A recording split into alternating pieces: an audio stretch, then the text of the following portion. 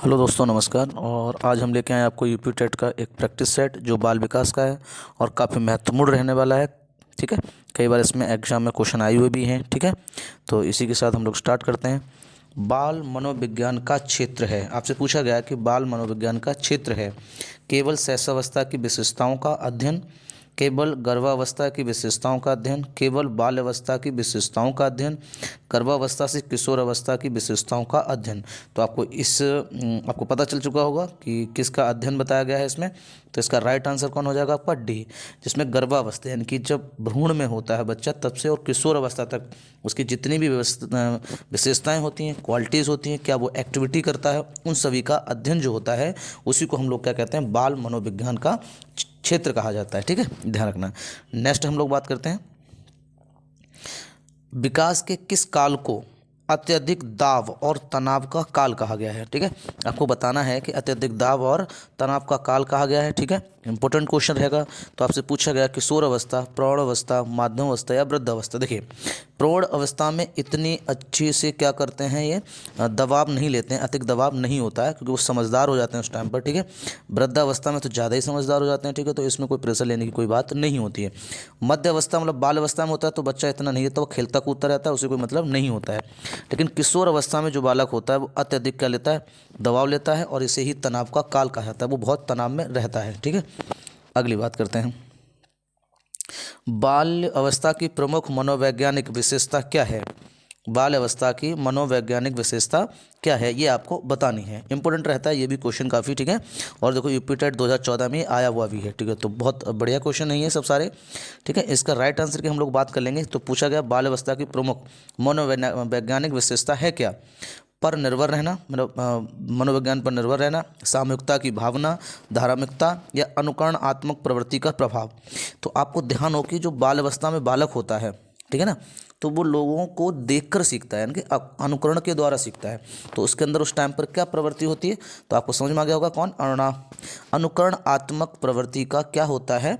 प्रभाव होता है। तो आपका राइट आंसर कौन हो जाएगा? डी हो जाएगा। ठीक है, नेक्स्ट बात कर लेते हैं। इसमें आपको फिल करना है, यहाँ पर आगे दिया हुआ डॉट डॉट के अनुसार बालक का विकास आनुवांशिकता तथा वातावरण का गुणनफल है। वातावरण का क्या है? गुणनफल है। ये पूछा गया है कि किसने कहा है ये, है ना, किसके अनुसार है ये, किसके अनुसार है ये। ठीक है, तो इसको आप ध्यान रखना है। इसका जो सही आंसर होगा वातावरण का गुणनफल है। जब बालक जन्म लेता है तो जन्म मतलब होता है बर्थ। ठीक है, तो इससे आपको याद रहेगा, ये आपका राइट आंसर कौन रहेगा? वुडवर्थ। तो ऐसे याद रखेंगे, आनुवांशिकता तथा वातावरण का गुणनफल। तो जब बालक जन्म लेगा, है ना, क्या लेगा? जन्म लेगा, जन्म मतलब होता है बर्थ। तो वातावरण से क्या करता है? समायोजन करता है। ठीक है, तो उससे हम लोग क्या कहते हैं? वातावरण से क्या कर रहा है? गुणनफल कर रहा है। तो इसका राइट आंसर कौन हो जाएगा? वुडवर्थ हो जाएगा। ठीक है, नेक्स्ट बात करते हैं, विकास का सही संबंध परफेक्टता से है, मैच्योरिटी से है। जो उद्दीपन का डॉट डॉट दिया हुआ है आपको बताना है इसमें कौन सी क्रिया आएगी। तो ध्यान रखना, विकास का सही संबंध जो होता है परिपक्वता से, जो उद्दीपन का डॉट डॉट से है, उद्दीपन का जिससे है, परिवर्तन से है, प्रतिक्रिया से है, प्रयास से है या परिणाम से है, यह इसमें आपको बताना है। तो जो उद्दीपक का प्रतिक्रिया से है, ध्यान रखना, विकास का संबंध जैसे मैच्योरिटी से है कि जो विकास होता है वहाँ पर मैच्योरिटी नहीं आई होती है। तो उद्दीपन का जो सही राइट आंसर रहेगा वो किससे रहता है? प्रतिक्रिया, जिसे हम लोग अनुक्रिया भी कह सकते हैं। क्या कह सकते हैं इसे हम लोग? अनुक्रिया। ध्यान रखना, प्रतिक्रिया को हम लोग क्या कहते हैं? अनुक्रिया। ठीक है, ध्यान रखना। पूर्वग्रही किशोर किशोरी अपनी डॉट डॉट के प्रति कठोर होते हैं। तो इसमें आपको बताना है कि समस्या, जीवन शैली, संप्रत्यय या वास्तविकता, किससे क्या होते हैं? ये कठोर होंगे। तो बहुत बढ़िया क्वेश्चन है, आपसे पूछ सकता है इसके बारे में। तो इसका राइट आंसर क्या रहेगा? अपने जीवन शैली, अपने जीवन शैली के बारे में वो बहुत क्या रहते हैं? उसके प्रति कठोर रहते हैं। ठीक है, निकृष्ट रहते हैं, है ना, प्रतिष्ठ रहते हैं। ठीक है, ध्यान रखना ये। तो इसको आपको हम लोग समझा दिया है, तो समझ में आ गया होगा आपको। नेक्स्ट बात करते हैं, शैशवावस्था में बच्चों के क्रियाकलाप डॉट डॉट होते हैं। शैशवावस्था में बच्चों के जो क्रियाकलाप होते हैं वो कितने किस प्रकार के होते हैं, ये आपसे क्वेश्चन पूछा गया है। तो इसका राइट आंसर की बात करें तो हम लोग संरक्षित नहीं होता है, संज्ञानात्मक, उनमें कोई संज्ञानात्मक का नहीं होता है, संवेगात्मक ये भी नहीं होता है। ठीक है, तो क्या होता है? इसमें मूल प्रवृत्तात्मक होते हैं, उनके अंदर मूल प्रवृत्तियाँ होती हैं। तो इसलिए इसमें क्या कहते हैं? मूल प्रत्ययात्मक होते हैं, ठीक है। मूल प्रवृत्तियाँ मतलब जो स्वतः जागती हैं, जैसे भूख प्यास है ना, रोना है, ये सब क्या आपकी मूल प्रवृत्तियाँ हैं। मैकडोगल ने कितनी मूल प्रवृत्तियाँ बताई हैं? 14, और उन्हीं के क्या बताएं? संवेग बताएं। तो जो आंतरिक रूप से रहती हैं उन्हें हम लोग कहते हैं, जैसे हम देखते नहीं हैं यानी कि शो ऑफ नहीं हो पाती हैं, तो उन्हें क्या कहा जाता है? मूल प्रवृत्ति कहा जाता है। क्या कहा जाता है? मूल प्रवृत्ति, ठीक है। और अगर उन्हीं को हम बाहरी रूप से देख लें, शरीर में हमें प्रतीत हो जाए, जैसे हमें गुस्सा आता है तो हम बाहर रूप से देख सकते हैं कि इस व्यक्ति को क्या आया है? गुस्सा आया है, ठीक है। तो उसी हम लोग क्या कहते हैं? संवेग। तो बाह्य रूप जो होता है मूल प्रवृत्तियों का, ठीक है, वो क्या कहलाता है? आपका संवेग कहलाता है। तो ये मैकडोगल ने दिए थे, ध्यान रखना, 14 संवेग, ठीक है, ध्यान रखना इसको। नेक्स्ट बात करते हैं, इसी टेट 2013 में आया हुआ है, ध्यान रखना इसको। नेक्स्ट बात कर लेते हैं, मानव वृद्धि का विकास ही समझ शिक्षक को के योग्य बनाती हैं। मानव वृद्धि में विकास की समझ शिक्षक को के योग्य बनाती हैं। तो बीच में डॉट डॉट दिया हुआ, इसी में आपको भरना है कि जो मानव वृद्धि का विकास की समझ है वो शिक्षक को योग बनाती है, ठीक है, ध्यान रखना। पहला आता है शिक्षण के समय शिक्षार्थियों के संवेगों पर नियंत्रण बनाए रखना, विधित शिक्षार्थियों के शिक्षक के बारे में स्पष्टता, शिक्षार्थियों को यह बताने की कि वे अपने जीवन में कैसे सुधार कर सकते हैं, निष्पक्ष रूप से अपने शिक्षण अभ्यास का। तो आपको बताना कि मानव वृद्धि का विकास की समझ शिक्षक डॉट डॉट की योग्य बनाती है, मतलब शिक्षक के क्या कौन योग्य बनाती है, ये वाला आपसे क्वेश्चन पूछा गया है। तो देखिए, शिक्षण के समय शिक्षार्थियों के संवेगों पर नियंत्रण बनाए रखना, ये जरूरी नहीं होता है। विविध शिक्षार्थियों के शिक्षक के बारे में स्पष्ट करना, है ना, ये वाला आपका क्या रहेगा? राइट आंसर रहेगा, ध्यान रखना। कौन सा रहेगा? बी वाला। नेक्स्ट बात करते हैं, अगला क्वेश्चन आता है आपका, ठीक है, तो इसको स्टार्ट करते हैं। विकास शुरू होता है, मतलब पूछा जाता है कि जो विकास प्रारंभ हो जाता है, सीटेट 2012 में आया हुआ, देखिए आप, ठीक है। तो ये आपका ध्यान रखना, विकास शुरू होता है मतलब कब से शुरू होता है, किस अवस्था से विकास को शुरू माना गया है? तो उत्तर बाल अवस्था है आपका, दूसरा प्रसव पूर्व अवस्था है, शैशव अवस्था है, पूर्व बाल अवस्था है, ठीक है। कौन है? पूर्व बाल अवस्था है। तो इससे क्वेश्चन मिलने के आपके चांस हैं। अगर आपको क्वेश्चन अच्छे लग रहे हों, आपको जानकारी अच्छी लग रही हो, तो हमारे वीडियो को लाइक करें और अपने दोस्तों को ज़्यादा से ज़्यादा शेयर करें, ठीक है, जिससे सभी को फ़ायदा मिले। आपको लगातार वीडियो मिलते रहेंगे 23 तारीख तक, ठीक है। प्रैक्टिस सेट फटाफट आप लगाते रहें। इसमें बात करते हैं, हाँ, विकास शुरू हो जाता है, तो आपको बताना है कि विकास आप लोगों को शायद दिमाग में आ भी गया हो और आपने ऑप्शन अभी तक शायद मार लिया होगा, क्योंकि आपको प्रैक्टिस करना जरूरी है अभी, ठीक है। तो ध्यान रखना, तो ये जो प्रारंभ हो जाता है वो कौन होता है? प्रसव पूर्व अवस्था के ही समय क्या हो जाता है? विकास प्रारंभ हो जाता है, यानी कि जब वो आपका एम्ब्राई के रूप में होता है, भ्रूण के बंत तो उसमें भी तो उसका विकास होता जाता है, ठीक है ना। तो प्रसव पूर्व मतलब जब वो गर्भधारण में होता है तब भी उसका क्या होता रहता है? विकास होता रहता है। तो ये आपका आंसर कौन हो जाएगा? बी हो जाएगा। अगली बात कर लेते हैं, निम्नलिखित में से किसके अतिरिक्त सभी वातावरणीय कारक विकास को आकार देते हैं? तो आपको इसमें ध्यान देना है, ठीक है। ये आपका बैक वाला है, इसको तो आप ना समझ जाएं कि ये वाला होगा, ठीक है। तो इसको हम एक बार पढ़ लेते हैं। पौष्टिकता की गुणवत्ता, संस्कृति, शिक्षा की गुणवत्ता, शारीरिक गठन। तो इनमें से आपको बताना है कि निम्न में से अतिरिक्त सभी वातावरणीय कारक विकास को आकार देते हैं। तो इनमें से कौन आकार देता है, ये आपको राइट आंसर बताना है। तो शरीर का जो संगठन होता है वो वातावरणीय को क्या देता है? आकार देता है। उससे पता चलता है कि आपका किस वातावरण में रहे हुए हो, ठीक है। अगली बात करते हैं, जन्मजात वैदिकता गुणों को का योगफल है। गुणों का क्या है? योगफल है। इसको आपको आंसर बताना है इसमें। तो समानता जन्मजात वैदिक गुणों का योगफल है, निरंतरता, वंशानुक्रम या युत्सा। तो युत्सा तो जो डी ग्रुप है आपका, ये तो आपका एक संवेग है, तो ये तो हो नहीं सकता, ठीक है। तो जन्मजात बताना है, गुणनफल का योग होता है, तो वंशानुक्रम होगा, ठीक है। कौन होगा? वंशानुक्रम। तो यही आपका राइट आंसर होगा। कभी कभी आप प्रैक्टिस मारते हुए जो हम लोग पढ़ा रहे हैं या जो हम प्रैक्टिस करा रहे हैं, इसी टाइप के क्वेश्चन आपको देखने को वहाँ मिल जाते हैं, ठीक है। तो इसको आप ध्यान रखेंगे, सब प्रैक्टिस करते रहिए, आपको कभी कभी क्वेश्चन वहीं से मिल जाते हैं। तनाव और क्रोध की अवस्था, बहुत बड़ा क्वेश्चन है, आपसे पूछा गया है। और ये देखो आपका CGTET में आया हुआ है, ध्यान रखना, 2011 में। तो तनाव और क्रोध की अवस्था आपको ऑप्शन लगाने को थोड़ा टाइम दिया जाता है। शैशवावस्था है, किशोरावस्था है, बाल्यावस्था है या वृद्धावस्था। तो एक बार तो तनाव और क्रोध क्या वृद्धावस्था में आएगा? तो आप कभी कभी ऐसे क्वेश्चन भी हटा सकते हो, तो वृद्धावस्था तो आपका हट गया, ये तो हो ही नहीं सकता। है, बताइए अब बुढ़ापे में क्या करके, आप तनाव करके क्या कर लोगे, सही है, ध्यान रखना। तो क्या ये आपका राइट आंसर हो सकता है? तो नहीं हो सकता है।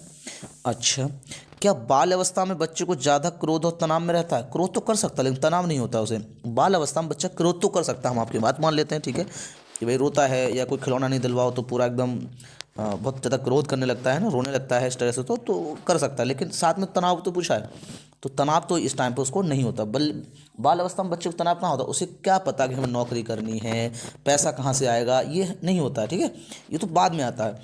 शैशवावस्था में बच्चा वैसे ही बेहोश पड़ा रहता है, उसे दूध पीना, चुपचाप सो जाना है, रोना है, बस जो भी करना है वो आप समझ रहे हो, ठीक है, इसमें तो बिल्कुल नहीं हो सकता है। तो फिर एक ही चीज़ बचा हुआ है आपका, और वो कौन बची हुई है? बी। तो किशोर अवस्था को ही तनाव और क्रोध की अवस्था कहा जाता है, ठीक है, तो इसको आपको ध्यान रख लेना है। अगली बात कर लेते हैं, अच्छा क्वेश्चन है ये भी, देखो, और हमने बताया भी होगा जो क्लास होंगे उसमें, ठीक है, तो आप इसको ध्यान भी रखेंगे। देखिए, समान पुरुष में एक्स वाई गुणसूत्र होते हैं, ये बिल्कुल सही बात है ना, जबकि समान महिलाओं में होते हैं, ये आपको बता देना है। तो एक्स वाई, अगर हम आप याद हो, आप हमने बताया था आपको कि जो केंद्रक होता है कोशिका का, है ना, उसमें क्रोमोटिन का निर्माण होता है, यानी कि क्रोमोसोम का निर्माण होता है। क्रोमोसोम जो होते हैं 46 होते हैं। जोड़ी पूछेगा तो 23 जोड़ी आप बताएंगे, कितने बताएंगे? 23 जोड़ी बताएंगे। हमने 2 प्रकार के गुणसूत्र बताए थे, एक आपके लिंग सूत्री थे और एक थे आपके अलिंग सूत्री। कितने थे? एक आपके 2 प्रकार के बताए थे हमने, कितने प्रकार के बताए थे? 2 प्रकार के। एक तो आपके हो जाते हैं लिंग सूत्री, कितने हो जाते हैं? लिंग सूत्री, और दूसरे हो जाते हैं आपके अलिंग सूत्री, ठीक है। जो लिंग सूत्री होते हैं वो 2 प्रकार के, 2 होते हैं, है ना, और अलिंग सूत्री जो होते हैं वो 44 होते हैं। कितने होते हैं? 44, तभी तो मिलाकर कितने हो जाएंगे? 46 हो जाएंगे। समझ में आ गई बात? ठीक है। अब ये लिंग सूत्री मतलब यही क्या करते हैं? बच्चे का निर्माण करते हैं, यानी कि भ्रूण को बनाने की क्या करते हैं? तैयारी करते हैं, यही 2। ये मादा में भी और पिता में, मतलब माता में भी और पिता में 44 क्या रहते हैं? सेम रहते हैं। जोड़ी पूछ लेता है कितने जोड़ी समान रहते हैं, तो फिर आप बताओगे 22 जोड़ी समान रहते हैं, ठीक है ना। अब इसमें देखिए, जो पिता होता है उसमें पाया जाता है एक्स और वाई, ये इन्होंने बता दिया, और जो माता होती है उसमें पाया जाता है एक्स एक्स। कितना पाया जाता है? एक्स एक्स, याद हो गया आपको, है ना। तो एक्स वाई जब हो जाते हैं, जब एक्स और वाई का क्रॉस हो जाता है तो पुत्र प्राप्त होता है, और एक्स एक्स का अगर क्रॉस होता है तो लड़की यानी कि डॉटर प्राप्त होती है, ठीक है। यही तो हमने आपको समझा रखा सारा ना, तो ये आपको समझ में आ भी गया होगा, और अभी तक आप शायद आंसर मार भी चुके हो, काफ़ी होशियार बालक हो तुम सभी, ठीक है। तो इसका राइट आंसर कौन हो गया? ए। समझ में आ गया? आगे बढ़ते हैं हम लोग। बहुत बढ़िया क्वेश्चन, आप आराम से बैठकर लीड लगाकर ईयरफोन लगाकर, ठीक है, आराम से किचन फिचन में सब में बैठकर इसको देख सकते हैं, ठीक है। काम भी करते जाओ अपना और देखते भी जाओ, सुनते भी जाओ उनको, ठीक है ना, तो आपको याद हो जाते हैं। अगली बात करते हैं हम लोग, किस मनोविज्ञान के अनुसार विकास एक सतत और धीमी धीमी प्रक्रिया है? ये किसने कहा है, ये आपको स्टेटमेंट बताना है, काफ़ी इंपॉर्टेंट रहेगा। तो कोलिस्निक हैं, प्याजे हैं, स्कैनर हैं और हरलॉक हैं। ये आपको राइट आंसर बताना है कि ये किसने स्टेटमेंट दिया है। तो देखिए, विकास एक सतत और धीरे धीरे प्रक्रिया है, तो आप धीरे धीरे प्रक्रिया को देख सकते हैं ना, देखना हम लोग तो क्या, स्कैन करना। तो फिर ये किसकी है, ध्यान रखना। विकास को धीरे धीरे आप क्या कर सकते हो भाई, धीरे धीरे कोई चीज़ चल रही होगी तो उसे स्कैन कर सकते हो, बहुत तेज़ी से जा रही होगी तो उसे स्कैन नहीं कर सकते हैं। तो आपको इसके नाम याद रखना है, कौन है? स्कैनर ने स्टेटमेंट दिया था कि विकास एक सतत और धीमी धीमी क्या है, प्रक्रिया है। कितने लोगों को बात समझ में आ गई है? ठीक है, तो ये राइट आंसर आपका सी हो जाएगा, स्कैनर। अगली बात करते हैं, शारीरिक वृद्धि और विकास को कहते हैं, क्वेश्चन पूछा गया कि जो शारीरिक वृद्धि होती है और जो विकास होता है उसे क्या कहा जाता है? तो तत्परता कहा जाता है, गतिशीलता कहा जाता है, आनुवांशिकता। तो भैया अगर आपको याद ना रहे इस चीज़ के बारे में तो थोड़ा सोच कर देखो। तत्परता मतलब होता है तुरंत किया गया कार्य, या किसी भी उद्दीपक के लिए जो कार्य करते हैं आप, तत्परता मतलब तुरंत कार्य करते हैं, तत्परता का। गतिशीलता मतलब होता है गति प्रदान करना, दौड़ना, भागना। आनुवांशिकता तो हो ही नहीं सकती, ये क्या होती है आपको? आनुवांशिकता लक्षण दिखाती है उस चीज़ के ना, दूसरी जनरेशन में। तो भैया कौन बचा है? इसे कहते हैं अभिवृद्धि। क्या कहा जाता है इसे? अभिवृद्धि। तो राइट आंसर क्या हो जाएगा आपका? अभिवृद्धि। तो शारीरिक वृद्धि और विकास को क्या कहा जाता है? तो आप कहोगे अभिवृद्धि। पूरा चैप्टर भी है और ये हमने आपको करा दिया होगा, ठीक है ना। और जो लोग हमसे जुड़ना चाहते हैं, हमारे वीडियो देखना चाहते हैं, वो हमारे वीडियो को लाइक करते रहें। और हमारा चैनल जो है आयुष्मान भव, ठीक है, भाई मोहन सर करके अगर आप सर्च करेंगे तो वो मिल जाएगा, और उसे आप सब्सक्राइब करें और दोस्तों को ज़रूर भेजें, ठीक है। आपको सारे क्लास, ठीक है, मिल जाएंगे यहाँ पे। और आपका group D, railway group D हुआ, उसकी भी वीडियो आपको जल्दी जल्दी मिलते रहेंगे उसमें से ये, और लेखपाल के भी आपको वीडियो देखने को मिलेंगे। ठीक है, स्पेशल मैथ के भी अलग से भी एक चलाएंगे हम क्लास। ठीक है, तो उसमें भी आप उसको देख सकते हैं। ठीक है, चलिए नेक्स्ट बात करते हैं हम लोग, निम्नलिखित में से कौन सा विकास का सिद्धांत नहीं है। बहुत बढ़िया बात है, विकास को पढ़ा रखा है, उसमें सिद्धांत लिखवा रखे हैं हमने सारे के सारे। तो आप इसमें से अब तक जो बच्चे होंगे जो देख रहे होंगे पढ़ाए हुए हमारे, वो इस पर टिक मार सकते हैं। ठीक है, तो देखिए इसकी हम लोग बात करते हैं और इसका राइट आंसर पूछा जाएगा। तो देखो पहला क्या है, विकास लंबवत ना होकर वर्तुलाकार होता है। इसमें नहीं पूछा गया, तो ये वाला क्या होता है या नहीं, आप अनुमान लगा सकते हो। तो ये होता है। विकास क्रमबद्ध होता है, बिल्कुल सही बात है, क्रमबद्ध ही होगा। विकास निरंतर होता है, बिल्कुल सही बात है, निरंतर कार्य करता रहता है। विकास हमेशा क्या होता है, निरंतर कार्य करता रहता है और अंतिम तक करता है, जब तक आपकी डेथ नहीं हो जाती। ठीक है ना। विकास मशीनी प्रक्रिया, ओ माय गॉड, ये आपका क्या है, गलत है। विकास मशीनी प्रक्रिया नहीं है। ठीक है, मशीनी प्रक्रिया रेगुलर चलती रहती है। ठीक है, जल्दी ही कबाड़े बना देगी वो। ठीक है, ध्यान रखना। तो ये आपका क्या हो गया, इसमें राइट आंसर हो गया। ठीक है, तो विकास एक मशीनी प्रक्रिया नहीं है। आपको ये बात समझ में आ गई होगी। बढ़िया क्वेश्चन है काफ़ी। हम लोग नेक्स्ट बात कर लेते हैं, अगला बात करते हैं। थोड़ा सा शायद इसका स्कैन सही से नहीं हो पाया, इस पेज का थोड़ा धुंधला दिखाई दे रहा है, लेकिन फिर भी कुल मिलाकर स्पष्ट दिखाई देता है। आप वर्डों को पढ़ सकते हैं। ठीक है, थोड़ा जूम करके पढ़ लेना। तो देख लेते हैं, थोड़ा जूम कर देते हैं आप लोगों के लिए सुविधा हो, आपकी आंखें सही सलामत बनी रहें। तो इसके लिए हम थोड़ा सा जूम कर लेते हैं इसको। तो थोड़ा हम कोशिश करते हैं पढ़ने की, अगर नहीं आए तो थोड़ा आप कॉपी पे लिख लेना इसको चाहे। तो देखिए, बच्चों में सीखने और सुनने के लिए अधिगम योग्य वातावरण के लिए निम्नलिखित में से, है ना, निम्नलिखित में से, ठीक है, कौन उपयुक्त है, कौन उपयुक्त है, ये आपसे पूछा गया है। ठीक है, तो आपको इसको याद रखना है। कहा पहला, एक लंबे समय के लिए निष्क्रिय रूप से सुनना, निरंतर ग्रह व्यर्थ रहना, सीखने वाले द्वारा व्यक्तिगत कार्य करना, विद्यार्थियों को यह सूचना देना कि वह सीखना और कैसे सीखना। तो ये उन्होंने पूछा है कि कौन उपयुक्त है, तो ये वाली सही है ना, उसे सूचना दे देंगे कि कैसे सीखना है। अगर उसे ये पता होगा तो वो आराम से सीख सकता है। ठीक है, तो इसका राइट आंसर रहेगा। नेक्स्ट बात कर लेते हैं हम लोग, शैशवावस्था के लिए उत्तम शिक्षण विधि, बहुत इंपॉर्टेंट रहता है। ये तो थोड़ा सा धुंधला है लेकिन आपको दिखाई दे रहा है। शैशवावस्था के लिए उत्तम शिक्षण विधि कौन सी है, शैशवावस्था में बच्चा किस विधि का पालन करता है। तो पहला है मॉन्टेसरी विधि। देखिए मॉन्टेसरी विधि जो है हमने आपको पढ़ा भी रखा होगा। तो ये मॉन्टेसरी जो मारिया मॉन्टेसरी है, उन्होंने दिया था, इटली की निवासी थी और उन्होंने 3 से 4 वर्ष के बच्चों के लिए इसको दिया। ठीक है, इन्होंने जो बल दिया था वो अपनी मातृभाषा पे दिया कि जो शिक्षा होनी चाहिए वो मातृभाषा में होनी चाहिए। ठीक है, तो ये सब बल दिया था किसने, मॉन्टेसरी ने। ठीक है, ध्यान रखना। तो इसमें पूछा गया कि शैशवावस्था के लिए उत्तम विधि कौन सी है, मॉन्टेसरी विधि है, खेल विधि है, किंडरगार्टन विधि है, ये सभी है। ठीक है, तो आप एक ध्यान रखना, इसमें भी बच्चों को सिखाया जाता था मातृभाषा में, तो छोटे बच्चे मातृभाषा में जल्दी सीखने का प्रयास करते हैं। खेल विधि यानी खेल के द्वारा इसको क्या करा जाता था, आपका बनाया जाता है, एक कुकी है, ध्यान रखना। और किंडरगार्टन जो है वो आपकी फ्रॉवल की है, ये आपको याद रखना है। ठीक है, और ये सभी, तो ये सारी विधियाँ क्या हैं, उपयोगी हैं, ये आपको ध्यान रखना है।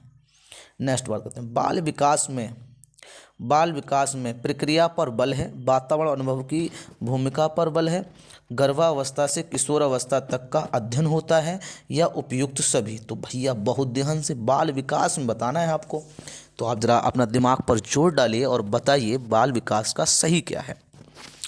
देखिए प्रक्रिया पर बल देता है, नहीं देता है, वातावरण अनुभव की भूमिका पर बल देता है, ये भी गलत है, गर्भावस्था से किशोरावस्था तक का अध्ययन होता है, ये अब आपको शायद पहला ही प्रश्न इस टाइप का था कोई, तो ये भी आपका क्या है, राइट आंसर रहेगा।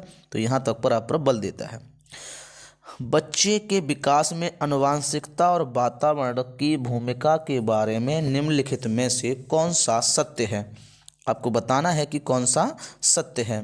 तो देखिए इसमें समवयस्क और पितृक का सापेक्ष योगदान योगात्मक नहीं होता है, आनुवंशिकता और वातावरण का एक साथ परिचालित नहीं होते हैं, सहज रुझान वातावरण से संबंधित है, जबकि वास्तविक विकास के लिए आनुवंशिकता जरूरी है। आनुवंशिकता और वातावरण दोनों दोनों एक बच्चे के विकास में 50-50 योगदान देते हैं। तो ये आपको राइट आंसर इसमें बता देना है। ठीक है, तो इसका सही क्या होगा? सहज रुझान वातावरण से संबंधित है, जबकि वास्तविक विकास के लिए आनुवंशिकता की जरूरत पड़ती है। ठीक है भाई, कुछ वातावरण से आप सीखते हो, लेकिन कुछ चीज़ों तो आपको आनुवंशिक ही होनी चाहिए ना, गुण होने चाहिए उसमें, तभी थोड़ा विकास हो सकता है उसके आगे। ठीक है, चलिए, निम्नलिखित में से कौन सा कथन सही नहीं है, ये आपसे पूछा गया है कि कौन सा कथन सही नहीं है। तो आप ध्यान रखेंगे, इसका राइट आंसर जो आपका रहेगा वो कौन सा रहेगा? वंशानुक्रम व्यक्ति की जन्मजात विशेषताओं का परिणाम। ठीक है, कथन नहीं है तो ये है। ठीक है, बाकी सब है। अनुवांशिक माता पिता से संतान में गुणों का संचरण करना बिल्कुल सही है।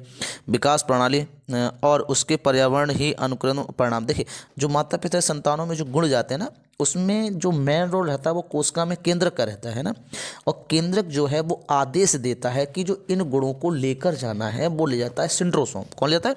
सिंड्रोसोम। तो ट्रांसलेशन, जो ट्रांसलेशन करता है वो कौन करता है? सिंड्रोसोम करता है। ठीक है, ध्यान रखना, वो बता देता है कि उसको कैसे बनाना है, क्या विशेषता है उसकी, क्या गुण है। अगली बात कर लेते हैं, वातावरण का बाहरी शक्ति है जो हमें प्रभावित करती है, ये किसने कहा? ये आपसे पूछा गया है। वातावरण वह बाहरी शक्ति है जो हमें प्रभावित करती है, किसने कहा? तो ये देखिए, जब शक्ति प्रदान करनी तो आपको गुस्सा आता है, गुस्से में क्या होती है? शक्ति प्रदान होती है, रॉस कहते हैं उसे, गुस्से क्या कहते हैं? रॉस। तो ये किसने दिया है? रॉस ने दिया है, ध्यान रखना ये। तो वातावरण वह बाहरी शक्ति है जो हमें प्रभावित करती है, ये किसने कहा था? तो रॉस ने कहा था। अगली बात कर लेते हैं, अगला क्वेश्चन है आपका 30-31। भाषा विकास का सिद्धांत नहीं है, ये आपको बताना है। तो आपको थोड़ा सा धुंधला दिखाई दे रहा है, लेकिन साफ दिखाई दे रहा होगा। अनुबंधन का सिद्धांत, अनुकरण का सिद्धांत, अतिरिक्त शक्तियों का सिद्धांत, परिपक्वता का सिद्धांत। भाषा विकास की बात करी गई है, इसमें ध्यान रखना। तो इसका राइट आंसर रहेगा अतिरिक्त शक्तियों का सिद्धांत। ये आपका क्या है? नहीं है, बाकी सब होते हैं भाषा संबंधित, ध्यान रखना। नेक्स्ट बात करते हैं, बाल विकास की प्रमुख मनोवैज्ञानिक विशेषताएं क्या हैं? परम निर्भर रहना, सामूहिकता की भावना, धार्मिकता, अनुकरणात्मक प्रवृत्ति का अभाव। ठीक है, तो इसका राइट आंसर जो रहता है वो रहता है आपका कौन सा? ठीक है, सामूहिकता की भावना, ये इसकी क्या विशेषता है? शैशवावस्था में बच्चों के क्रियाकलाप होते हैं, बच्चों के क्रियाकलाप होते हैं मूल, प्रत्यात्मक, संचरितात्मक, संज्ञानात्मक या संवेगात्मक। तो इसका राइट आंसर है कौन? संवेगात्मक। शैशव में बच्चों में क्रियाकलाप होते हैं संवेगात्मक। ठीक है, हमें बाहर से उनकी एक्टिविटी दिखाई देती हैं। मानव विकास का प्रारंभ होता है पूर्व बाल अवस्था से, उत्तर बाल अवस्था से, शैशवावस्था से या गर्भावस्था से। ठीक है, तो ये आपसे ध्यान रखना। तो कहाँ से होगा? अभी हमने बताया भी था कि प्रसव पूर्व जो अवस्था होती है उससे होता है, तो इसका मतलब क्या हो गया? उसको गर्भावस्था बोलते हैं। तो यहाँ से इसका विकास क्या होता है? प्रारंभ हो जाता है। शिक्षा में अवरोधक का तात्पर्य है बालक का विद्यालय ना जाना, बालक द्वारा विद्यालय छोड़ देना, किसी बालक का 1 वर्ष से अधिक समय तक एक ही कक्षा में रहना, बालक का विद्यालय में प्रवेश ना होना। तो इतनी सी चीज़ तो आप कॉमन सेंस से लगा सकते हो कि कौन सा हो सकता है इसमें। ठीक है ना, बालक का विद्यालय जाना अवरोधक का मतलब नहीं है, बालक द्वारा विद्यालय छोड़ देना बिल्कुल नहीं है, बालक 1 वर्ष से अधिक समय तक एक ही कक्षा में रहे तो उसे हम लोग क्या कहते हैं? अवरोधक कहते हैं। ठीक है, ध्यान रखना। नेक्स्ट बात कर लेते हैं, बच्चे की वृद्धि मुख्यतः संबंधित है, जो बच्चे की वृद्धि होती है वो किससे संबंधित? सामाजिक विकास से, भावात्मक विकास से, नैतिक विकास से और शारीरिक विकास से। ये भी अगर आपको नहीं भी याद होगा तो थोड़ा सा कॉमन सेंस लगाकर इसको भी सॉल्व कर सकते हो। ठीक है, सामाजिक विकास से होती है बच्चे की वृद्धि? नहीं है। भावात्मक कुछ मतलब नहीं है। कैसे होती है? नैतिक विकास से होती है। बच्चे में जो वृद्धि होती है वो कैसे होती है? नैतिक विकास, संस्कृति के द्वारा। ठीक है, ध्यान रखना। नेक्स्ट बात करते हैं, किसी भी नई भाषा को सीखने के लिए कहाँ से प्रारंभ किया जाता है? किसी भी नई भाषा को सीखने के लिए कहाँ से प्रारंभ किया जाना चाहिए? तो कहाँ से प्रारंभ करना चाहिए ये उन्होंने पूछा है। अक्षर व शब्दों के माध्यम से, वाक्यों के निर्माण से, गलत है ये तो, शब्दों के निर्माण से, ये उपयुक्त में से कोई नहीं। ठीक है, ये आपको बताना है। तो आप मुझे बताओ, अक्षर व शब्दों के माध्यम से होना चाहिए, पहले अक्षर सिखाना चाहिए, फिर शब्दों के माध्यम से सहचर्य सिखाना चाहिए ना, दोनों को। ठीक है, तो इसका राइट आंसर कौन? वाक्य निर्माण तो सीख ही नहीं सकता पहले वो, तो क्या सिखाओगे? पहले अक्षर, फिर शब्द, उसके बाद वाक्य चलते हैं। ये आ चुका है। ठीक है, 2018 में। निम्न में से कौन सा संवेग तत्व नहीं है? अब इसमें आपको बताना संवेग तत्व नहीं है, पहचान के बताना है आपको इसमें से, है ना। तो पहचान लो आपने। व्यवहारात्मक है, दाहिक है, संज्ञानात्मक है, संवेदी नहीं है। ध्यान रखना। अगली बात करते हैं, निम्न में से कौन सी बाद की बाल अवस्था के बौद्धिक विकास की विशेषता नहीं है? बौद्धिक विकास की अवस्था नहीं है। तो भविष्य की योजना की सूझबूझ, विज्ञान की काल्पनिक कथाओं से अधिक रुचि, ठीक है, तो इनमें से आपको बताना है। तो भविष्य की योजनाओं की सूझबूझ, ठीक है, तो बौद्धिक विकास की विशेषता नहीं है भविष्य की जान, आप भविष्य में कैसे पता कर लेंगे, ठीक है। नेक्स्ट बात कर लेते हैं हम लोग,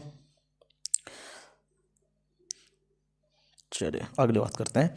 माँ बाप के साय से बाहर निकलकर अपने साथी बालकों की संगति को पसंद करना संबंधित है। किस अवस्था में वो अपने दोस्त को बनाना प्रारंभ कर देता है साथी बालकों के साथ, ठीक है। तो इसका राइट आंसर आपको बताना पड़ेगा, ठीक है। तो बताइए कौन सा होगा इसका, किशोर अवस्था से, पूर्व किशोर अवस्था से, उत्तर बाल अवस्था से या शैशव अवस्था से, ठीक है। तो आप राइट आंसर इसका क्या होगा, पूर्व किशोर अवस्था से, क्योंकि इसी टाइम पर बाहर निकलता है, समझदार उस टाइम ये कहता है कि हमसे ज़्यादा होशियार तो कोई है ही नहीं, ठीक है। ये किशोर अवस्था में ही होता है, ठीक है। पूरा विद्वान बन जाता है उस टाइम, पंडित बन जाता है, एकदम पंडित, ठीक है। कहता सब वेद हमें ही याद है, तुम क्या जानते हो, माँ बाप को तो बेवकूफ़ समझते हैं, ठीक है। शैशवावस्था में बच्चे के क्रियाकलाप होते हैं मूल प्रत्यात्मक, संचरितात्मक, संज्ञात्मक, संवेगात्मक, ठीक है। बताइए जल्दी जल्दी, शैशवावस्था की बात कर रहा है ये, ठीक है। तो इसका राइट आंसर कौन होगा, मूल प्रवृत्त्यात्मक। ये शायद बता भी चुके हैं, क्वेश्चन रिपीट हो रहा है शायद, ठीक है। ध्यान रखना, कोई बात नहीं, आपको याद हो जाएगा, फटाक से आपने देख के बता भी दिया होगा। सामाजिक प्रत्याशों के अनुरूप व्यवहार की योग्यता का अधिगम सामाजिक विकास कहा जाता है। ये कथन बताओ किसका है, एक बार दोबारा पढ़ लेना जिससे आपको वो याद हो जाए, ठीक है। तो इसका राइट आंसर पूछेगा आपसे, सामाजिक प्रत्याशों के अनुरूप व्यवहार की योग्यता का अधिगम सामाजिक विकास कहा जाता है, ये युक्त किसका है। तो भाई साहब ये किसका है, हरलॉक का है। किसका है ये, हरलॉक का।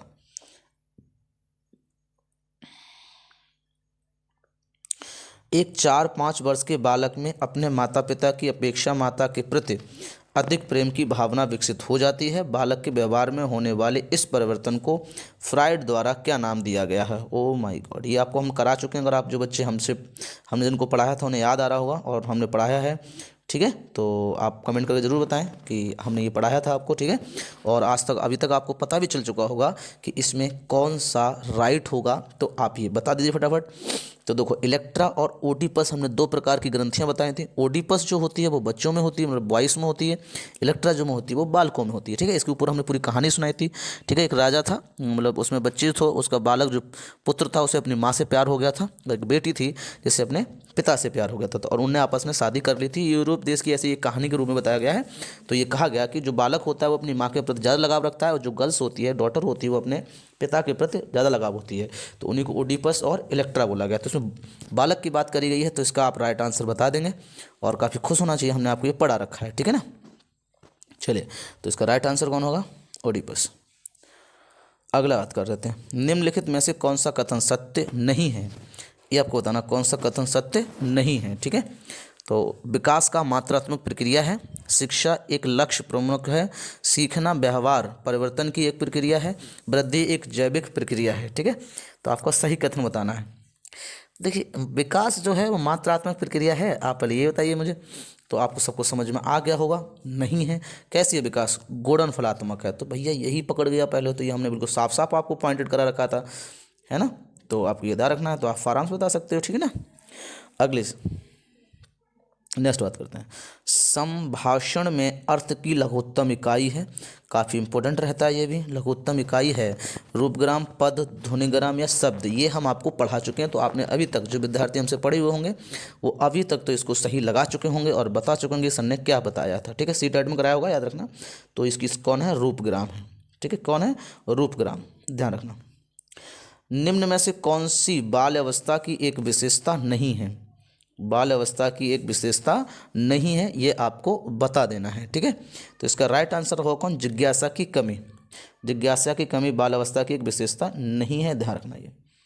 नेक्स्ट बात करते हैं, निम्नलिखित में से कौन सा सृजनात्मक प्रक्रिया से संबंधित नहीं है, सृजनात्मक प्रक्रिया से संबंधित नहीं है।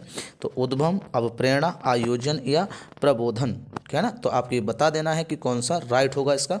तो अवप्रेरणा जो है वो सृजनात्मक क्रिया से संबंधित नहीं है,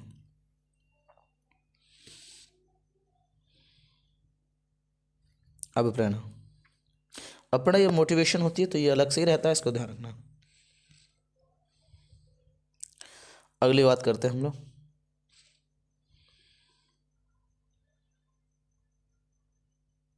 निम्न में से वृद्धि और विकास का प्रथम चरण है, इंपॉर्टेंट है काफी ये भी, अच्छा ना।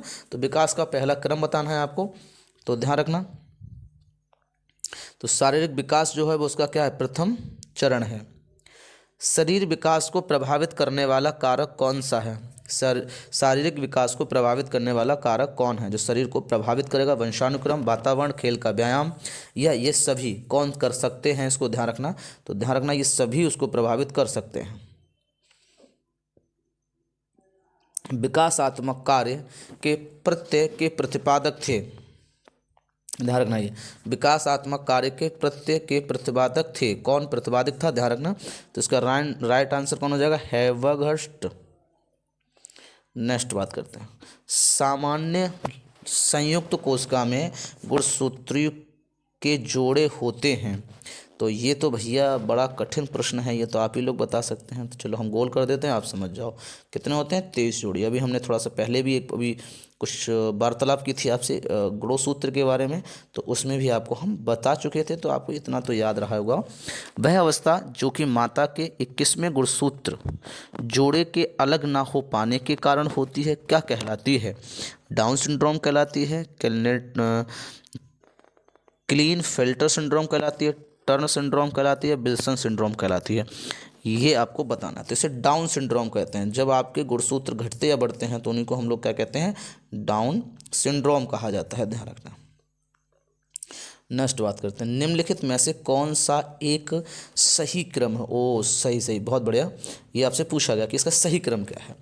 अणु, शुक्राणु, ब्लास्टोसिस्ट या युग्नज। ये युग्नज जो है ना, इसे जाइगोट बोलते हैं, ध्यान रखना। बायोस्टिक, अणुसूत्र, गुणसूत्र, युग्नज, बायोस्टिक, युग्न, गुणसूत्र, अणुसूत्र, गुणसूत्र, युग्नज और ब्लास्टिक्स। इसमें आपको राइट आंसर बताना कि इसका सही क्रम क्या क्या क्या बनता हुआ जाता है, ये आपको ध्यान रख लेना है, ठीक है। तो इसका सही आंसर होगा अणु, फिर बनता है शुक्राणु, अणु शुक्राणु का निषेचन करते हैं, फिर कौन बनेगा आपका? जाइगोट बनता है, यानी कि युग्मनज बोलता है। उसके बाद क्या बनता है? ब्लास्टिक्स बोलता है, ठीक है, ध्यान रखना। तो इसका राइट आंसर कौन हो जाएगा आपका? डी। अधिक क्षमता निम्नलिखित में से किससे प्रभावित नहीं है? अधिगम क्षमता निम्न में से किससे प्रभावित नहीं है, ये आपको बताना है, ठीक है। तो इसका ध्यान रखना। देखो ये अधिगम क्षमता ना तो अनुवांशिकता से होती है, वातावरण से होती है। प्रशिक्षण शिक्षण तो 100% होती है, ये तो आपका स्थायी अधिगम है भाई, ठीक है। तो राष्ट्रीयता से कोई मतलब इसमें नहीं होता है, तो आपको ध्यान रखना है। सिंपल क्वेश्चन है, ऐसे बता सकते थे इसको। अब होशियार बालक हैं सब। सीखने की प्रक्रिया में सीखने का स्थानांतरण हो सकता है, स्थानांतरण हो सकता है। तो हमने सारे अधिगम स्थानांतरण वाले सब बता रखे थे, जीरो अधिगम ये सब आपको पढ़ा रखा है। तो आप तुरंत अभी तक इस पे सही क्वेश्चन पे पहुंच चुके होंगे। सकारात्मक, नकारात्मक या शून्य, ये सभी। तो इसका राइट आंसर क्या आ जाएगा आपका? सभी। सर्वाधिक उपयुक्त जीवित रहता है, ये सिद्धांत है, ये आपको बताना है, ठीक है। ये डार्विन का है, ध्यान रखना। किसका है? डार्विन का। ये पूरा हम सिद्धांत आपको पढ़ा चुके हैं। निम्न में से कौन सी अंतः ग्रंथि नहीं है? इसका ऑप्शन है नहीं। तो आपको अगर हमारे जानकारी अच्छी लगी हो, आपको प्रैक्टिस सेट मारते हुए अच्छा लगा हो हमारे साथ, तो कमेंट करके ज़रूर बताएं, ठीक है। और वीडियो को लाइक ज़रूर ठोकें और अपने दोस्तों को ज़्यादा से ज़्यादा शेयर करें, ठीक है। चैनल को सब्सक्राइब करें। तो आज के इतने रखेंगे। जय हिंद, जय भारत, ठीक है।